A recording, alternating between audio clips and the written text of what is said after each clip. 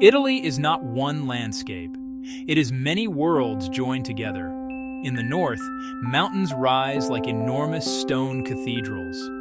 Ancient cities appear to float between land and sea, and island coastlines glow in colors that barely seem real. Across this country, more than 2,000 years of history remain visible from the sky. Today, we are flying across 25 of Italy's most extraordinary places. Our journey begins in northeastern Italy, where the Dolomites rise above green valleys like the ruins of an ancient stone kingdom. These mountains were formed from rock that began beneath a prehistoric sea, long before the Alps rose above Europe. Wind, ice, and water gradually carved the rock into pinnacles, vertical walls, and isolated towers. At sunset, the pale rock reflects warm light in a natural spectacle known as alpenglow, transforming the mountains from gray to fire. South of the Alps, Lake Como cuts deep into the mountains like a blue ribbon. The town of Bellagio stands near the point where the lake divides into three long branches. For centuries, wealthy families built villas here to escape the summer heat of Italy's cities. From above, roads, gardens, villages, and mountains appear compressed into a narrow world shaped entirely by water. On the lake's eastern shore, Varenna climbs from the water in layers of stone, terracotta, and color. The village developed around fishing, transport, and the narrow routes connecting the lake with the surrounding mountains. High above the rooftops, a medieval castle once helped watch over this important section of the lake.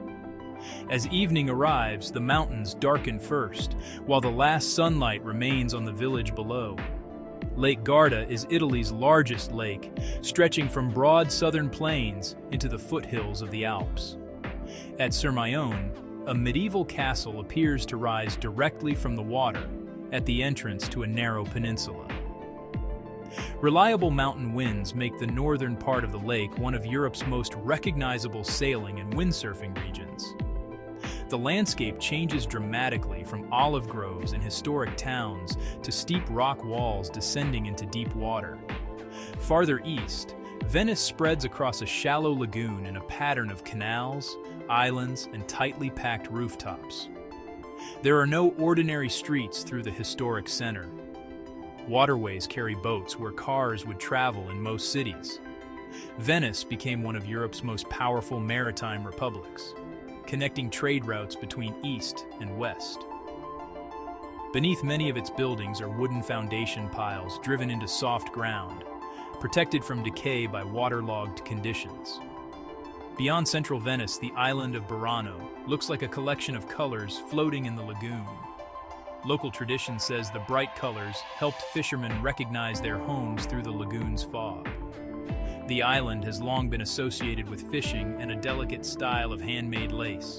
From above, the compact settlement appears as a bright human-made mosaic surrounded by muted water and wetlands. On the Ligurian coast, Portofino occupies a small natural harbor protected by steep, forested hills.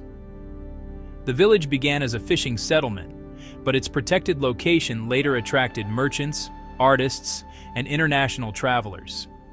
From the headland, old defensive positions once watched for approaching ships along the Mediterranean coast. Its beauty comes not from size, but from the precise meeting of village, forest, harbor, and sea. The Cinque Terre consists of 5 historic villages built along one of Italy's steepest inhabited coastlines. Generations of residents reshaped the slopes into terraces for grapes, olives, and small farms. Before modern roads and railways, travel between these villages was often easier by boat or on foot.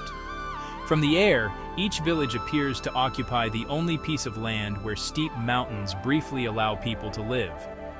Genoa stretches along a narrow strip between the Ligurian Sea and the mountains. For centuries, Genoa was a major Mediterranean maritime power, supported by merchants, shipbuilders, and bankers. The city developed vertically, with steep streets and buildings climbing rapidly away from the shoreline. Seen from above, Genoa reveals the geography that shaped it, a city forced to grow between mountains and sea. In central Italy, Florence rises beside the Arno River, beneath one of the world's most recognizable domes. During the Renaissance, Florence became a center of art, architecture, finance, science, and political ambition. Brunelleschi's enormous dome was completed without the traditional wooden framework builders normally used for structures of its scale. From above, Florence appears remarkably compact, with centuries of artistic achievement concentrated within a walkable historic center. South of Florence, the Val d'Orcia unfolds in waves of cultivated hills. This landscape is not entirely natural. Centuries of farming shape the fields, roads, vineyards, and isolated estates. The changing seasons transform the valley from spring green to summer gold and autumn brown. Its visual harmony became so influential that this cultivated region now represents the world's idealized image of rural Tuscany. San Gimignano appears above the Tuscan countryside like a miniature medieval skyline. Powerful families once built tall towers as visible symbols of wealth, influence, and rivalry. Many towers disappeared through conflict, collapse, or later rebuilding, but enough remained to preserve the town's distinctive profile.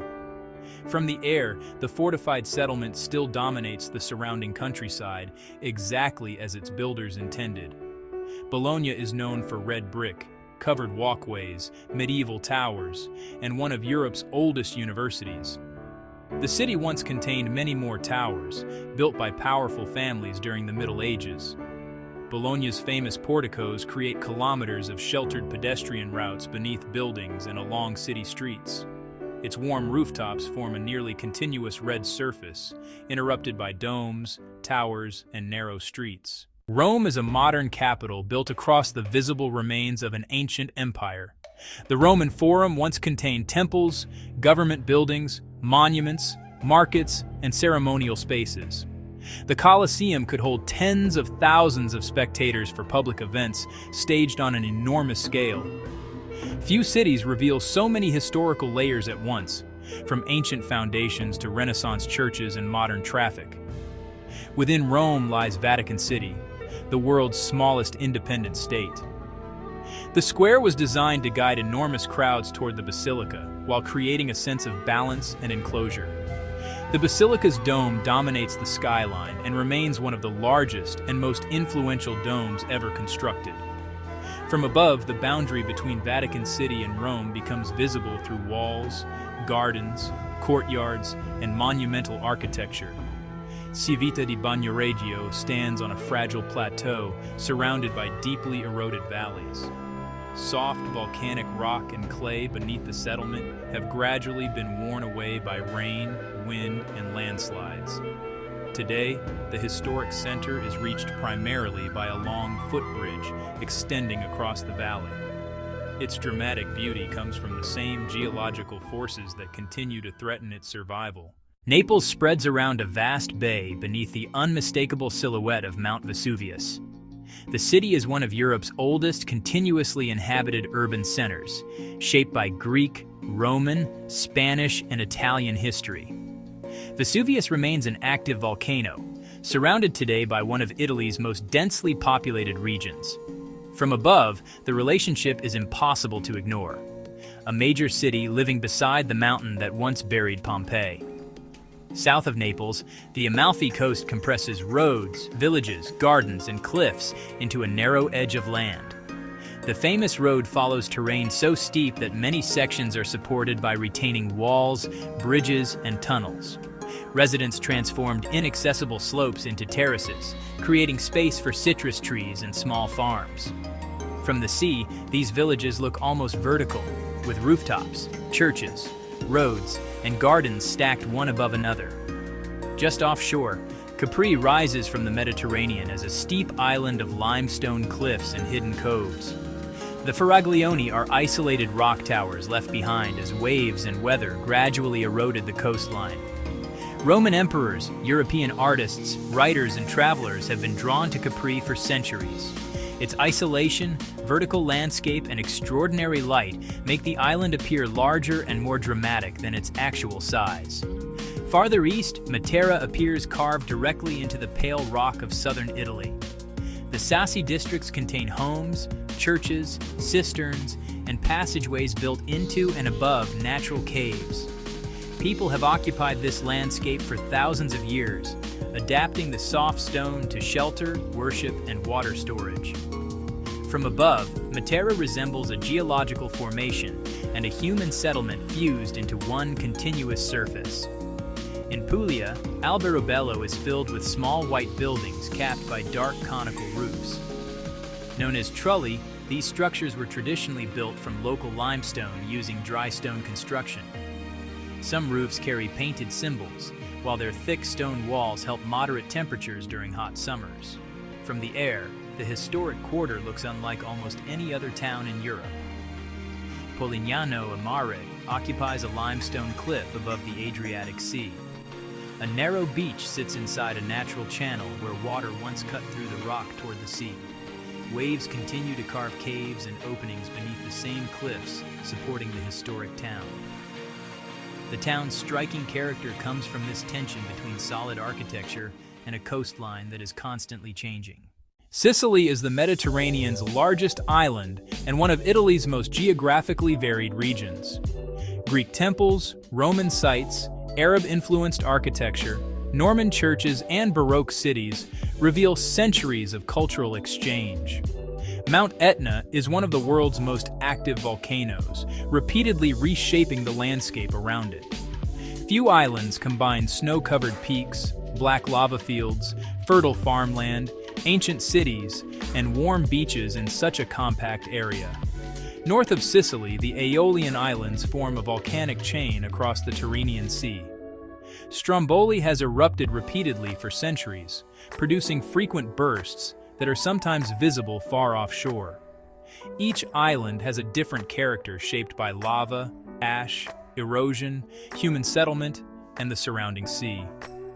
From above, the chain appears as the exposed peaks of a much larger volcanic landscape hidden beneath the water. Our final destination is Sardinia, an island surrounded by some of the clearest water in the Mediterranean. Wind and waves sculpted the island's granite into rounded cliffs, isolated rocks, and narrow natural bays. Across the interior stand thousands of prehistoric stone towers known as nuraghi, built by an ancient island civilization. In the north, the La Maddalena archipelago forms a maze of islands and shallow channels between Sardinia and Corsica. Here, the journey ends where land dissolves into color, and the Mediterranean becomes almost completely transparent. From alpine peaks to volcanic islands, Italy changes character with almost every region. Its landscapes were shaped by tectonic forces, rivers, glaciers, volcanoes, waves, and centuries of human labor. Every generation added another layer without completely erasing what came before. That is why Italy feels less like a single destination and more like an entire world contained within one peninsula. Which of these 25 places would you most like to see from above? Share your destination in the comments and tell us where our next aerial journey should begin. Subscribe for more cinematic journeys across the most extraordinary landscapes on Earth. Until the next flight, thank you for exploring Italy with Bunafit virtual aerial tours.